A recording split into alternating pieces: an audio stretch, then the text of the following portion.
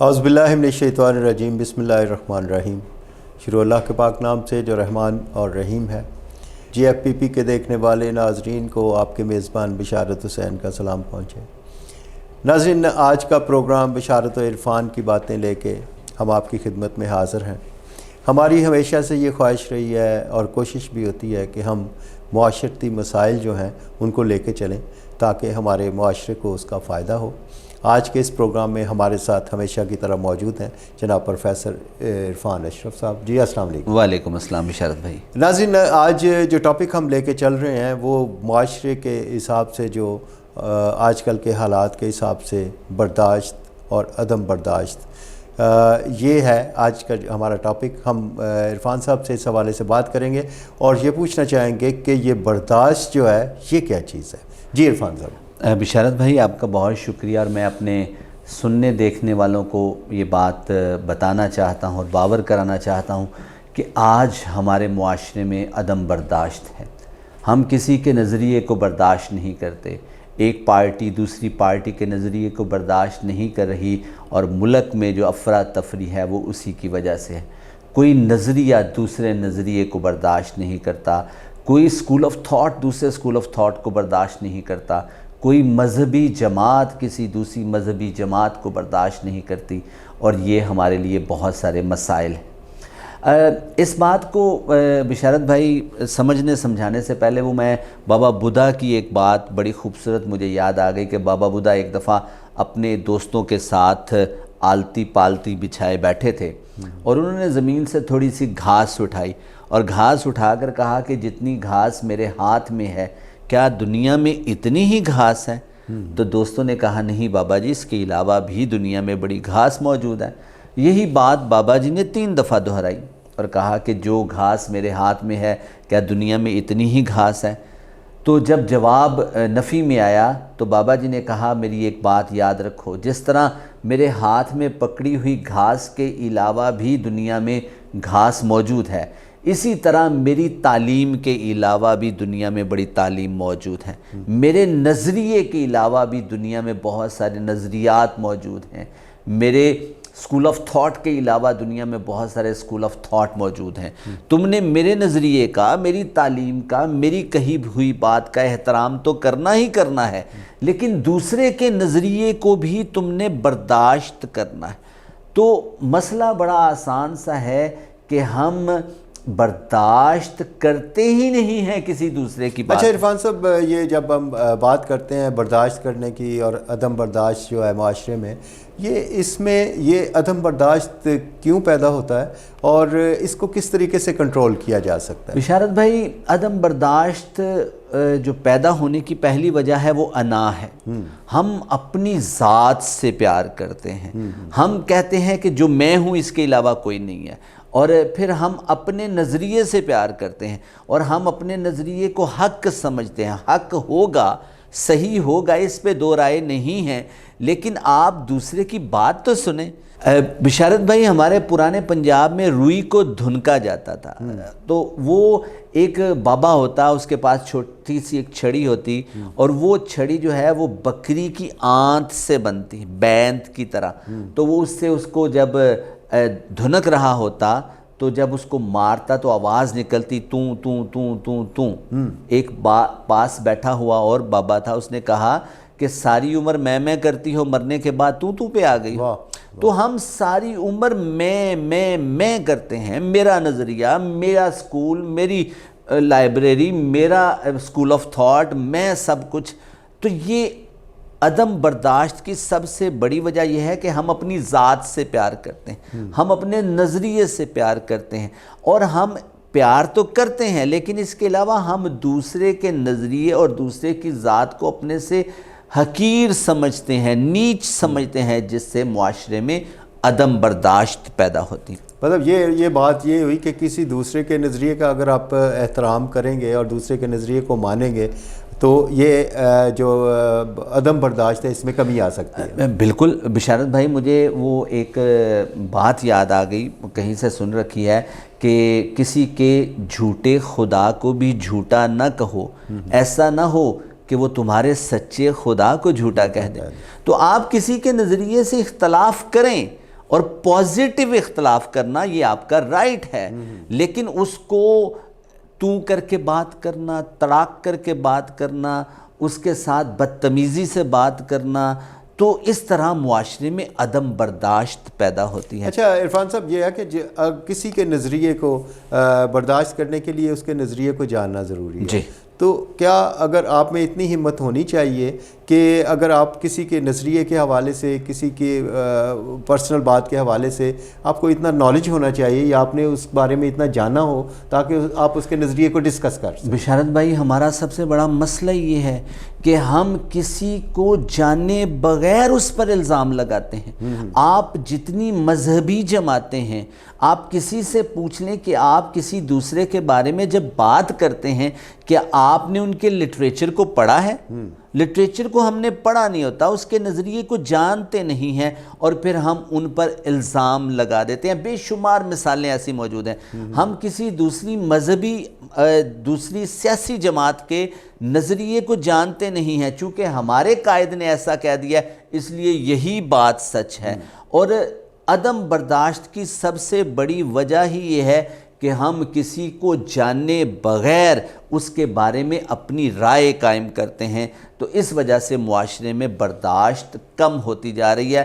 اور میری ریڈنگ یہ ہے، لیکن میں یہ چاہتا ہوں کہ ایسا نہ ہو، آنے والے دنوں میں یہ برداشت مزید کم ہوگی۔ ابھی آپ سیاسی صورتحال دیکھ لیں، آپ سیاسی پارہ دیکھ لیں، ایک پارٹی دوسری پارٹی کو برداشت نہیں کر رہی، وہ اس کو غلط سمجھ رہے ہیں، وہ اس کو غلط سمجھ رہے ہیں۔ اور عدم برداشت کی ایک بہت بڑی وجہ یہ ہے کہ دونوں جماعتوں کے پاس، دونوں نظریات کے پاس، دونوں مخالف نظریات کے پاس اپنی اپنی بات کو سچ ثابت کرنے کے لیے دلائل موجود ہیں۔ اور مجھے بڑی زبردست ایک بات یاد آ گئی، کسی اسکالر نے کہا تھا، "It is not difficult to do what is right, but it is very difficult to know what is right." یعنی یہ کرنا مشکل نہیں ہے کہ صحیح کیا ہے، یہ جاننا بہت مشکل ہے کہ صحیح کیا ہے۔ ہم جانے بغیر کسی پر الزام دھر دیتے ہیں، کسی کے کردار کشی کرتے ہیں، کسی کی عزت پر ہاتھ ڈال دیتے ہیں، اور یہ بات آپ ہمارے میڈیا میں دیکھ رہے ہیں۔ اور اگر اس کو میں مذہبی جماعتوں کی طرف دیکھوں تو مذہبی جماعتوں میں بھی بالکل اسی طرح ہے کہ ہم کسی کو جانے بغیر جو ہے ان پر الزام دھرتے ہیں، جس سے معاشرے میں برداشت بہت کم اچھا عرفان صاحب، ہمارا آج کل الیکٹرانک میڈیا، سوشل میڈیا بہت ایکٹیو ہے، تو کیا ہمارے یہ جو میڈیا ہے، سوشل میڈیا، الیکٹرانک میڈیا، اس کا بھی اس برداشت کو کم کرنے میں یا زیادہ کرنے میں کیا ہاتھ ہے؟ بشارت بھائی، سائیکالوجی میں کہتے ہیں کہ آپ جتنا گیجٹس کو یوز کرتے ہیں اتنا آپ میں برداشت کم ہوتی جاتی ہے۔ آپ جتنا میڈیا کو یوز کرتے ہیں برداشت کم ہوتی جاتی ہے۔ آپ ذرا غور کریں کہ ہم نے 8 سے 12 بجے تک کا جو پرائم ٹائم ہے اس پر اپنے لوگوں کو کیا دکھایا ہے۔ ایک وقت تھا کہ آپ ماشاءاللہ میڈیا کے بندے ہیں، مدت سے آپ یہی کام کر رہے ہیں، آپ 8 سے 10 بجے تک ہمارے جو پیک آورز ہوتے ہیں، جو پی ٹی وی کے ڈرامے آتے تھے، جو پیک آورز ہوتے تھے، اس میں پازیٹیو ڈراماز لگتے تھے اور ہم ان کو دیکھتے تھے، اور انٹلیکچول ڈیولپمنٹ بھی ہوتی تھی، سوشلائزیشن بھی ہوتی تھی، کہانی اتنی خوبصورت بنی جاتی تھی جس سے کرداروں کے ساتھ ہم آہنگی ہوتی تھی، لوگ ایک دوسرے کا احساس کرتے تھے۔ سونا چاندی اس کی بہت بڑی اگزامپل ہے، ہارمنی لوگوں کے اندر ڈیولپ ہوتی تھی۔ آج 8 سے 12 بجے کا پیک ٹائم جو ہے وہ آپ جب کسی چینل کو اٹھا کر دیکھ لیں، ایک نظریہ دوسرے نظریے کو گالیاں دے رہا ہے، ایک نظریہ دوسرے نظریے کو تھپڑ مار رہا ہے، ایک نظریہ دوسرے نظریے کے گریبانوں پر ہاتھ ڈال رہا ہے، اس کی عزت پر ہاتھ ڈال رہا ہے۔ تو آپ جب دیکھیں کہ اس گیجٹ نے آپ کے لوگوں میں برداشت کو مکمل کم کر دیا ہے۔ وہ جو ڈیفرنٹ چینلز دیکھتے ہیں، وہ ایک نظریہ دوسرے نظریے کو نیچا دکھانے کے لیے پیک آور میں ہمارے معصوم دماغوں پر قبضہ کر چکا ہے، جس سے برداشت کم ہو گئی۔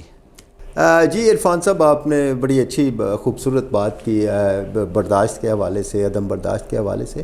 مجھے یہاں پہ ایک سوال اٹھتا ہے کہ ہم کس طرح سے یہ جو برداشت ہے اس پہ ہم کیسے قابو پا سکتے ہیں؟ اس کے لیے کیا کوئی ایسی میکنزم ہے؟ ہم کیا کریں کہ ہم اس کے اوپر قابو پا سکیں؟